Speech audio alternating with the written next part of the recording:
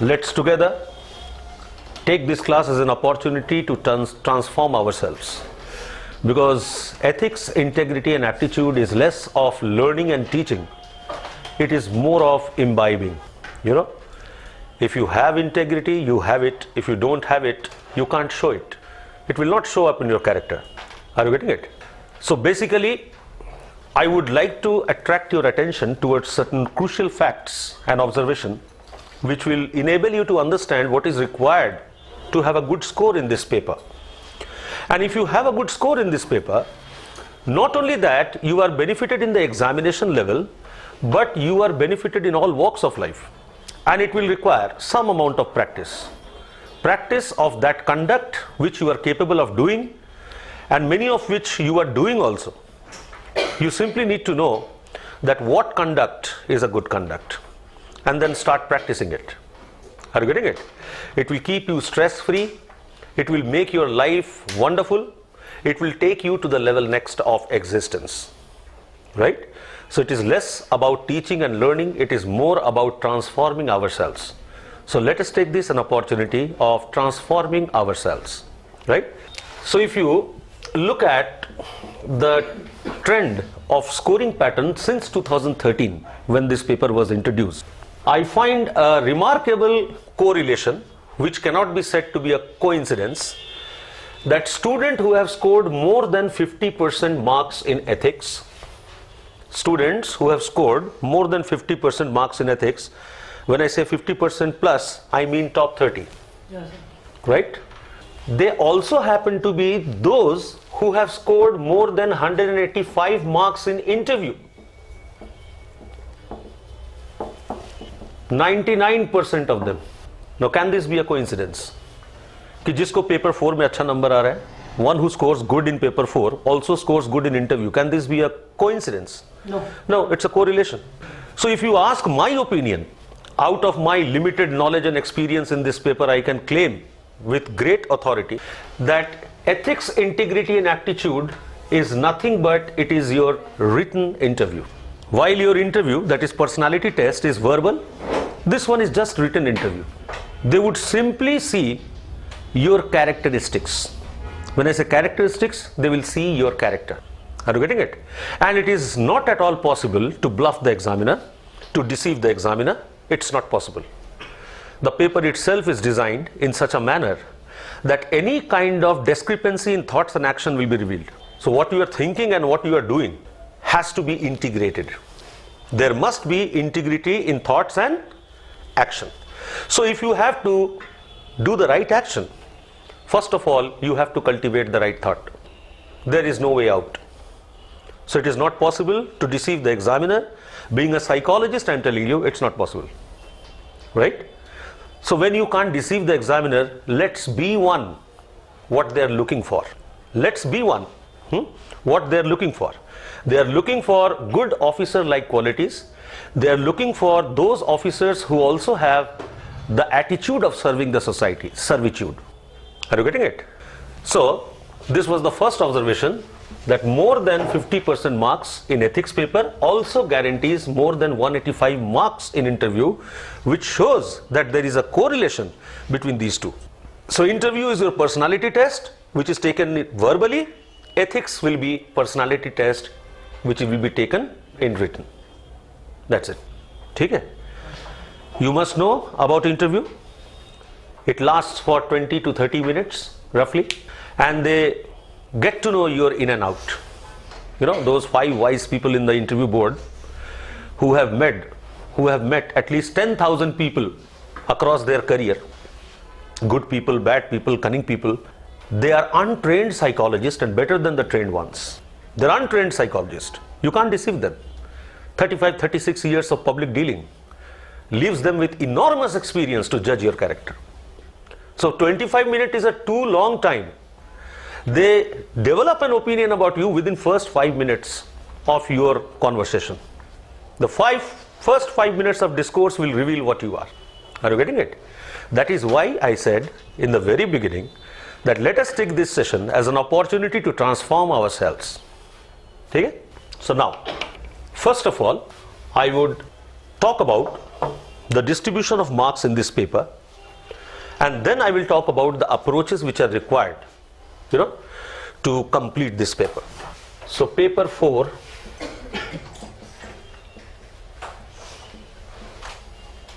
in terms of marks distribution, comprises of two parts.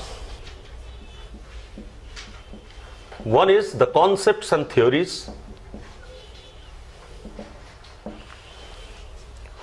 The concepts and theories, which carry 130 marks, from where you get direct questions like, what do you understand by emotional intelligence? How to develop emotional intelligence, or how to foster emotional intelligence in people, in children particularly? What do you understand by attitude? What is the role of values? How many types of values, etc., etc. All those sections that have some concepts behind, that have some basic psychology behind, that has some basic moral philosophies behind. So conceptual and theoretical part. Here your knowledge, your study, your preparation will help you answer them. So whatever we will be doing in the class will help you answer these questions. So it's a matter of knowledge, it's a matter of training. So education will help you here to solve those questions. So if you know what is emotional intelligence, only then you can write about emotional intelligence, right? So the concepts and theories which we will be learning here will build within us a character. Our intention will be to imbibe them, to assimilate them. It's not enough to know what is emotional intelligence. It is more important to be emotionally intelligent. So once you know what is emotional intelligence, are you ready to be emotionally intelligent? If you are ready to be emotionally intelligent, if you are practicing emotional intelligence in your day-to-day behavior, then only you develop a character out of your knowledge, right? You understand what is attitude. I will teach you what is attitude. I will teach you how attitudes are formed. I will also teach you how attitude can be changed. Now, after knowing everything about attitude, are you able to evaluate your own attitude? If the answer is yes, I can figure out my attitude. I have certain maladaptive attitude. I have certain bad attitudes. I have certain inappropriate and undesirable attitude. If you have them, are you willing to change them? If the answer is yes, I am willing to change them. The next question, how? Well, I know how. I will give you all the theories how to change even your own attitude before you go on to change attitude of other people. You should be rest assured that you yourself are not left with any undesirable or maladaptive attitude. Okay? So this portion will not only be educative, it will also be transformational. We must imbibe them in our day-to-day behavior. Are you getting it? Like persuasive communication. You have a topic, persuasion. Persuasion means an attempt to change other people's views, opinions. So you will be working as a first-class executive of the government, being a civil servant. You will be a first-class salesman who will be selling the public policy, isn't it? So no policy of government will be workable unless there are buyers, unless people accept it, unless people adopt it. So 20 years back when we came up with family planning program, people were reluctant to accept it. Nobody would accept it. So good sellers, good persuaders, good civil servants are the ones who can communicate with public at large in the manner it should be communicated. Could you really explain people the advantages of having a small family? To limit the number of children, what are the benefits? Can you reach out people's mind? Can you change their pre-existing attitudes and views? Are you getting it? If you can, then you are a successful salesman. Otherwise, nothing. Government will come with a policy. If people don't adopt it, what's the use of such policy? So you came up with Sarva Shiksha Abhiyan, and the father is not willing to send his daughter to school. What is the use of that Sarva Shiksha Abhiyan? So that father's attitude has to be changed. You have a law against dowry. Fine. Still people take it. And still people give it.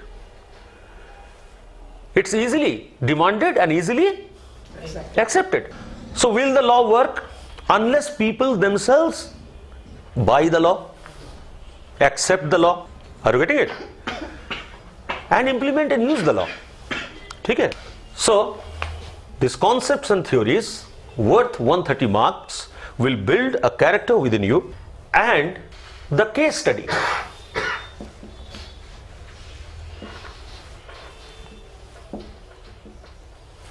Six case studies, each carrying 20 marks, will give you 120 marks. 6 into 20, 120 marks. This is the behavior. This is the action. So they will give you an hypothetical situation and they will try to derive from you what action you would take if you are placed in such a situation. Okay? And your action will be determined by character. So if this is not right, this can never be right. You may deceive the examiner here by writing good things which I have taught you in the class. But when you are placed in a hypothetical situation, there are no right or wrong answer. There is no predetermined answer. You have to create an answer in the examination hall itself by taking an inner call. There I won't be there to guide you what to write. Are you getting it? There will be only one guide. That is your inner call. That is your own value system. That is your own emotional intelligence. That are your own attitudes. They will be the one who will be speaking out an answer for you. So if this is good, this will be good. Are you getting it? So character will determine the action. That is why from the very beginning, the opening line I said that don't take it as a class. Don't take it as an educative lecture. Take it as an opportunity of transformation. Okay? And you know, it is easy to transform ourselves rather than resisting to transform. It is easier. Now, as I said, that the distribution of marks is 130 and 120, almost 50-50. But what will happen after the class?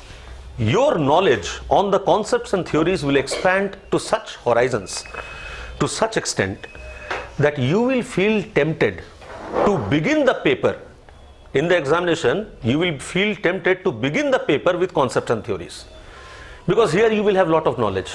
You will have lot of content and stuff to write. You know, class mein itna ho chuka hoga, you would have learned so much that you will have temptation, oh I know this, let me start with this. Oh, I know how to change the attitudes. I know all the theories, how to change the attitude. You will be tempted to, start with them. This is one mistake which I would ask you to avoid. What happens? If you start with concepts and theories, you don't know where to stop because your knowledge is so high. Your knowledge is so big that you keep on writing. You think that ye bhi likh dete hain, let me write this also. And you eat more time, you consume more time in the concepts and theories. And then you rush through the case studies, which actually requires a reflective thinking before writing. Are you getting it? So, a good student of paper 4 would always begin the paper with case study. Will always begin the paper with case study. Ideally, the distribution of time should be 90 minutes each.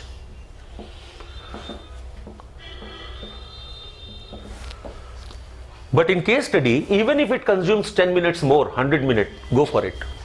Do it very patiently, very carefully. Let there be additional 10 minutes given for case study. I will not mind if my student rushes through the concepts and theories. No issue. Why? Because in case study, if you look at the scoring scope, out of 20 marks, if you have comprehensively attempted the case study, you can score as high as 16 marks each. 16 marks each. So from case studies alone, you have a potential to derive 80 marks.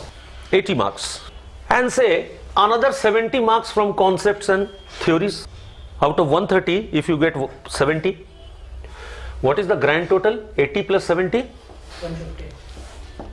Out of? 250. What is the percentage? Around 60. That is topper type score. Are you getting it? And then as I said, that if you score high in ethics paper 4, there is no reason that you don't score high in your personality test interview. So chances become very bright. So that is why it is being said these days that 3 papers are making all the difference. One is your own optional, where you have a lot of room to score. Another is the paper of essay. And the third one is paper 4. And if paper 4 is taken care of, your interview will also be taken care of. So literally, the gateway to success is through this. And the most interesting fact is that you don't have to learn anything to score high in this. You don't have to learn anything. Rather, you have to unlearn certain things which you have learned, which are undesirable. So this paper does not require addition, it requires subtraction. It requires giving up something which we are hooked up with. For many years, we have picked up certain faulty habits. For many years, we have been hooked up to certain wrong attitudes. We have to simply disacquire them. It's all about giving up. So what is easier? Giving up or taking something? Giving up. Because it's in your own hand. It's in your own hand. You don't have to ask for it. Isn't it? Okay. Now let us see the approaches and the structure of the topic. There are three structures of the topic which require three types of treatment. Although the three types of treatment appear to be independent and separate, but in reality they are not. In reality, they have some convergence with each other. They have some agreement with each other. They have some understanding with each other. So if you understand a moral philosophy, you will also understand the science of psychology behind that moral philosophy without any discrepancy. And you will also understand the lawmaker's intention behind making a particular type of law in governance, which is in the spirit of that philosophy, which is in tune with the spirit of that philosophy. Okay? So although apparently it seems that these three approaches which are there are independent of each other, but they are not. They are highly correlated. And the three approaches or three structures are some basic and fundamental psychology, some path-breaking philosophy, and knowledge of some amount of good governance. So these are the three approaches which are required to perform in paper 4, right? From the section of psychology, you have certain topics like values and human interface. You have foundational values,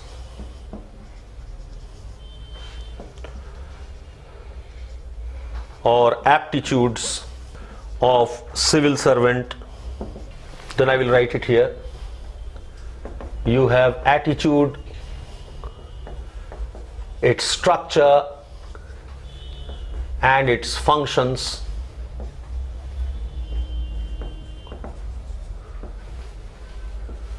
Then you have persuasion, social influence,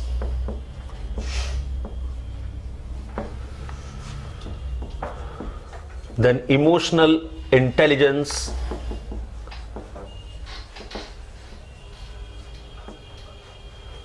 and its applications, how to apply that emotional intelligence in the field of public welfare. Okay? So these are some of the topics which otherwise also a public servant must know. So it will not require you to be a great scholar in psychology. It will require you to just learn some basic psychology, human psychology, because you will be dealing with a very huge clientele. So some amount of understanding of human psyche and human behavior will help you deal with them more effectively. Are you getting it? So what are the stated needs and what are the unstated needs could be better understood with this fundamental knowledge of psychology. Okay? Now suppose I go to a car dealer and I ask him that I want a car that is cheap. So what I have stated is that I am looking for a car that is not expensive. But then what I have not stated is I am looking for a car that will not require a high maintenance cost. So are you able to understand my non-stated demands? Are you getting it? So I want a car that is cheap has two meanings. One, the car which is low priced, and other, the car may not be low priced, but then it should not involve high maintenance cost. So people are very bad at communicating, I am telling you. Common man is very bad at communicating. They are not able to comprehensively state their needs. So even what has not been stated, are you able to understand that? If you are able to, then you are a good communicator. You are a good persuader. You are a good public servant. So some amount of understanding of psychology will enable you to understand, people's needs, their demands, and act accordingly. Philosophy.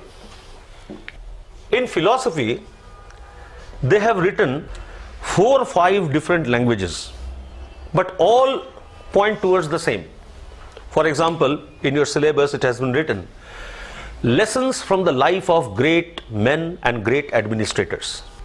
Then, teachings of great moral philosophers. Right? Now these two are not two different things, they are the same. So basically, it will require you to develop some understanding of moral philosophers.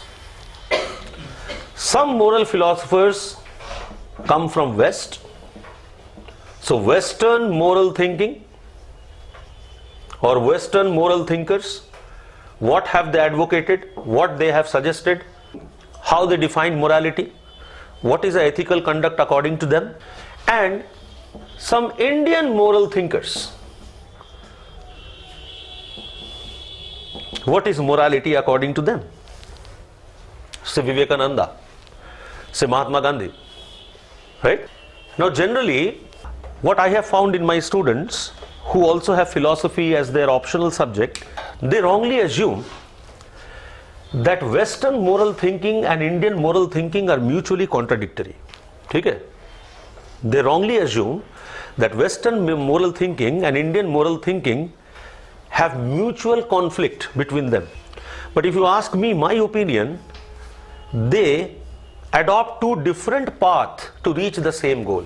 So basically, there is no dualism between Indian moral philosophy and Western moral philosophy. There is only a dichotomy. Dichotomy means there are 2 different routes. However, the goal is, and in fact, to a large extent, both complement each other. For example, when we will go through these Western moral thinkers, you will find most of these thinkers have been diagnostic in their approach. The main focus is on diagnosis. For example, if a particular behavior has been committed by someone, the Western moral thinker will find out the reason behind that behavior. What reason led to that behavior? If the reason is ethically right, the behavior is right. If the reason is wrong, then the behavior is wrong. So the criteria for judging a behavior as moral or immoral lies in reason according to Western philosophy. What was the reason? So consequence doesn't matter. Let the consequence be bad. But what was the reason for that behavior? What was the intention behind that behavior? If intention is good, we don't bother about consequences. We don't bother about consequences. Are you getting it? So the main emphasis of Western moral thinking is philosophy. Is reason. So they are more diagnostic. Indian moral thinkers, on the other hand, are not so particular about the reason of a given conduct, of a specific behavior. Rather, they are more prescriptive. They are more prescriptive. They prescribe what should be done, what ought to be done. So what has been done, I am not interested. What I am interested in telling you, what you should do. So they prescribe the behaviors. They prescribe the moral actions. That is the emphasis. Now suppose you go to a doctor. How will he treat you? How would he treat you? Where the treatment will begin from? How would the treatment start? First thing, what will he do? Exactly. First of all, he will diagnose. He will diagnose the disease. And once he diagnoses the disease, then he will write the prescription. So prescriptions cannot be written unless there is a prior diagnosis. And a diagnosis without prescription is meaningless treatment. That is why I am saying they complement each other. They don't contradict each other. They complement each other. So a moral argument should be accepted if it is backed by reason. And once it is accepted, it should be put into practice. It should be put into behavior, practice. Okay? So this is the philosophical part. And governance. In governance section, they want the nation to move towards a true democracy. They want the nation to move towards a true democracy. And what is democracy? True democracy? Yes? People's rule. Yes. People's rule. Self-rule. Very good. So, can we say that India has true democracy? We can't. Why? After all, we have a democratic process of elections. Quite democratic. Yet we don't feel like a true democracy. It is because the government and government authorities have yet not demystified their conduct. Yet today the public offices maintain a high degree of secrecy. In the name of confidentiality, many public rights are denied. Many public rights are denied. So in democracy, I am being told that I am the ruler. I, being a common man, is the ruler. Okay, fine. So I am the master. Whatever happens in my life, I will be the person who will be deciding for it. To take decision on my behalf, I have selected and elected some representative who are working for my welfare. Are you getting it? It's just like saying that I gave a 100 rupee note to my servant and asked him to purchase vegetables from the market, and he comes back with some change, and I am asking him to give me an account that what did you brought out of how much rupee, and he denies to give me that information. If he denies to give me the information, if he gets angry that how could you question me, don't you trust me, sir, how dare you question me that where did I spend how much, if he replies me like that, am I the true master? No. So do I have the right to question him? I gave you my 100 rupees, where did you spend them? Do I have? If I have, then yes, I am the master. Yes, then it is a real democracy. Otherwise it's not. So the extent to which you have the right to question and probe the government regarding its day-to-day functioning will determine whether you are living in a democratic nation or non-democratic nation. Right? Do you have the right? So probity in governance.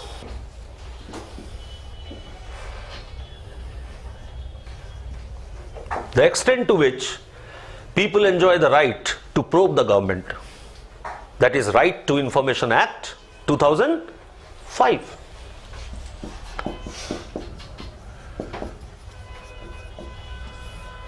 That has been incorporated here.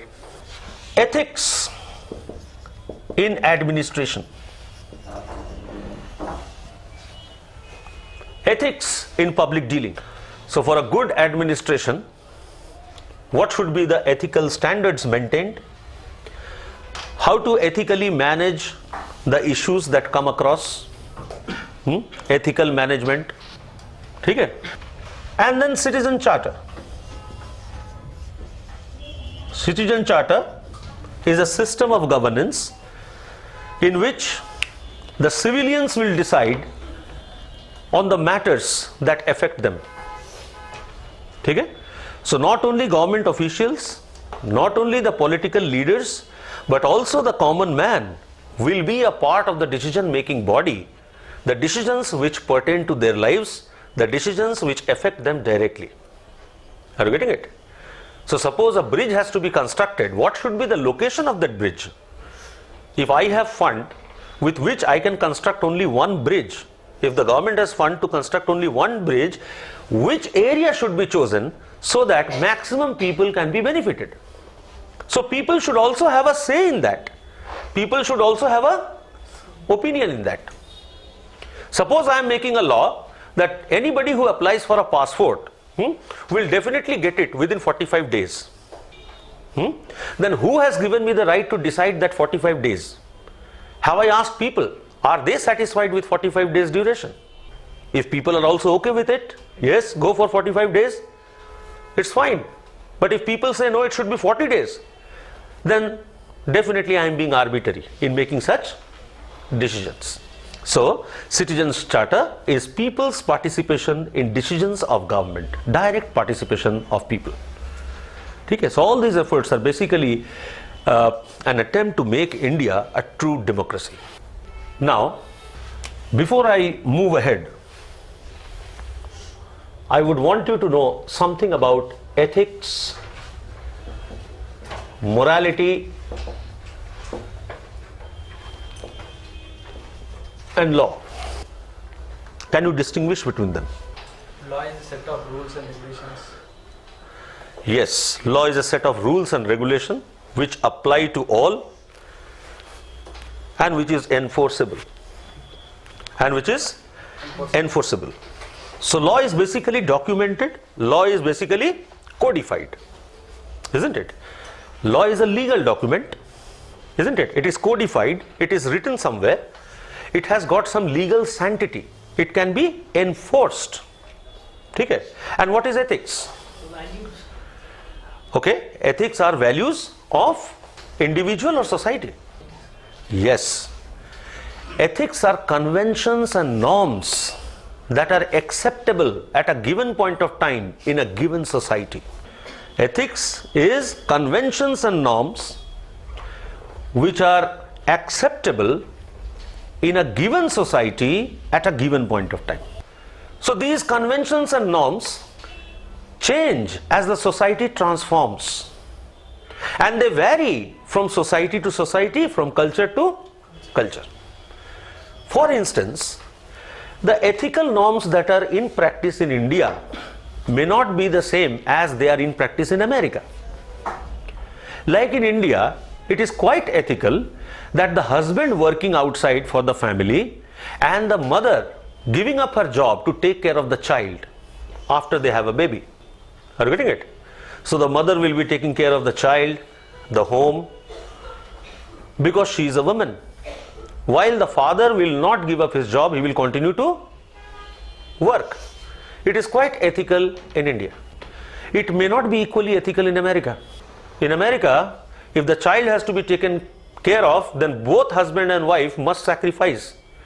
Or otherwise, no one would sacrifice. The child will be taken care by caregivers who are professionals. Because there it is a matter of gender equality. Are you getting it? Ethics badal jayega. The ethics that are prevalent today, in practice today, were not there in the past.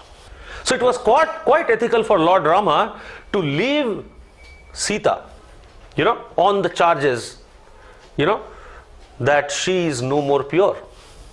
So that was justified according to the ethics of those times. Devi Sita was asked to give Agni Pariksha, litmus test. That was justified. Is it justified today? Is it justified today? No. It is unethical. So ethics change with time. 100 years back, it was very customary and very paramparagat, conventional, that the husbands used to physically beat their wives. And the daughters were told and taught by their fathers and mothers from a very early age that husband's beating is a kind of blessing. You should not mind it. Yeah, 100 years back in North India, this was the practice. A good husband was one who beats less. ठीक है, वो तो आशीर्वाद है. आज मार के दिखाओ. Immediately 498, section 498, non-bailable, 7 years imprisonment, rigorous. Isn't it? So what was ethical 100 years back is no longer ethical today. Today we have all sorts of different ethics, isn't it? So ethics change with time. Ethics change as the society transforms. They are group norms which are acceptable to the society at a given point of time in a given geographical location. Whereas morality may not coincide with ethics, because morality is very private, it's very personal. So my moral preferences may be quite different from your moral preferences. My moral preferences may be quite different from your moral preferences. For example, suppose my moral preference is I will be truthful all the time. Whatever may come, I will be truthful. I will always speak the truth. And suppose your moral preference is I will be helpful to people, come what may. So suppose one, lie of yours, if it can do good to 10 people, you don't mind lying. If you ask me about your conduct, I would say it was a bad conduct. But according to your opinion, it was a good conduct. So moral preferences may vary person to person. So morality is something that is held at individual level. it can be very personal, it can be very private, so it may not apply to all. So you can be moral alone, but you cannot be ethical alone. Understand this. Ethics is a group norm, the standard, the norm that is accepted by all the members who are part of that group. So one cannot be ethical alone. If you are being ethical, that means you are following the ethics of the entire society. So it's a collective concept. A society can be ethical or non-ethical. An individual cannot be ethical alone. He can be moral alone. Are you getting it? And two people may not be moral equals. Two people may not be moral equals. Are you getting it? My morality may be quite different from yours, depending upon your personal experience and mine. Is that clear? And one more thing. Many times, ethics and laws don't fall in line. They come in conflict with each other. So what may be ethically right or morally right may not be legally right. May not be legally right. Like none of the moralities or moral philosophies or none of the ethical standards justify capital punishment like death penalty. It is unethical. No human being has the right to take away the life of any other human being, howsoever immoral he might be. Mahatma Gandhi advocates, don't hate the sinner, hate the sin. पापी से नफरत मत करो, पाप से नफरत करो. तो अगर आप इस मोरल फिलॉसफी में बिलीव करते हैं तो पापी को सजा क्यों देते हैं? Why do you punish with death penalty? So death penalty is legally right. We have provision for death penalty in our constitution, isn't it?